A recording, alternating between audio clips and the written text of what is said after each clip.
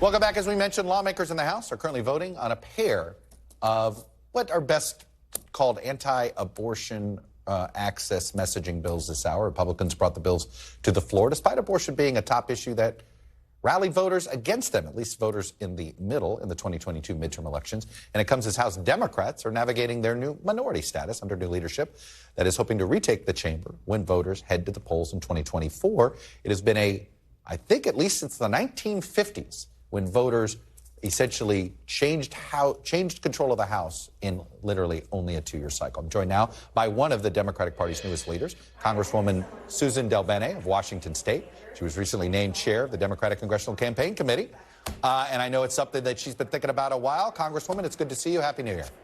Good to see you, too. Happy New Year. So let me start with, when do you think your job is to win the majority? And I say this because in our previous segment, we talked about George Santos. A resignation could trigger a special election. I always say a 5-seat House majority is like a 1-seat Senate majority. So if you could win the majority before November of 2024, would you try to do it?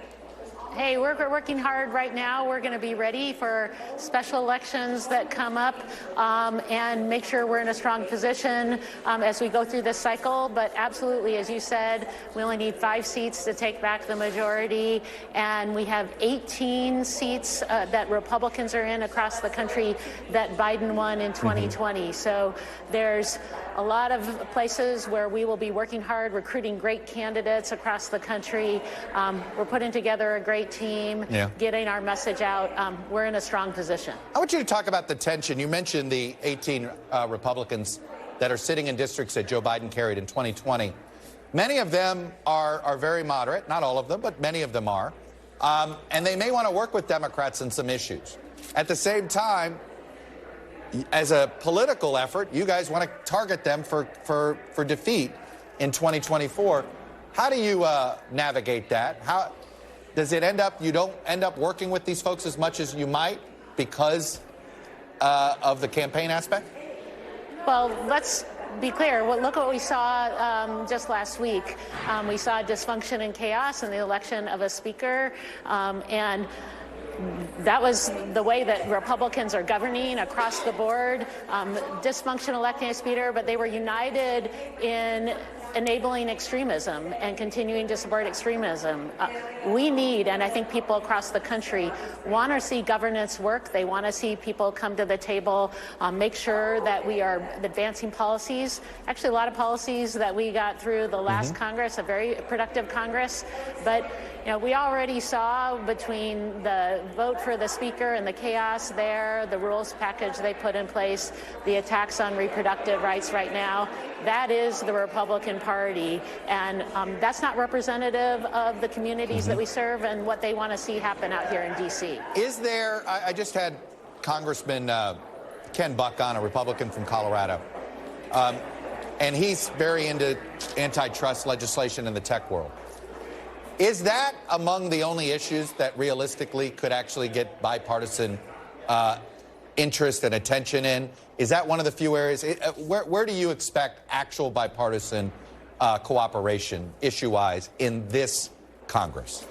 Well, I think there are always opportunities if Republicans decide and decide to lead and put forward those opportunities, make sure that committees are working in a bipartisan fashion. We see the Rules Committee with members of the Freedom Caucus on the Rules Committee. Are they going to move and put forward bills that are bipartisan? I think that's a question, and I'm very concerned about Republican leadership's willingness to do that. We are here to govern, to put together policies that help families, communities, workers across the country. And so that's why we came here. That's the work we're going to do. But it's very concerning seeing what we're already seeing from Republican leadership. Your predecessor, Sean Patrick Maloney, a lot of arrows were tossed at him, even from members of your side of the aisle, in how he managed the DCCC, decisions that were made. What are some things you want to change in how the DCCC worked from last cycle to this cycle? Well, let's be clear. We exceeded expectations, are in a very, very strong position coming into this Congress. No one expected us to do as well as we did. As you said, we are We are only 5 seats away from having the majority. We are in a very strong position, and Democrats are united. You saw that on the floor. We have strong new leadership, and I think everyone saw that with a speech from our leader, Hakeem Jeffries. So we are in a strong position. We are working hard and going to work hard to make sure that we take back those gavels in 2024. I want to ask you about the disclosure that President Biden had classified documents in his private offices, and that we knew about this before the election, but it wasn't made public until earlier this week. Was that a mistake?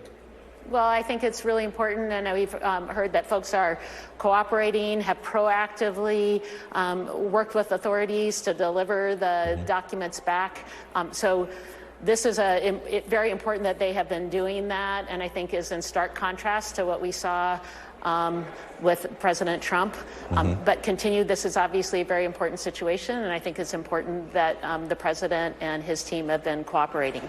And finally, we were talking about the flood of Democratic House members that want to run for Senate in California, the flood of Democratic House members that want to run for the Senate in Michigan.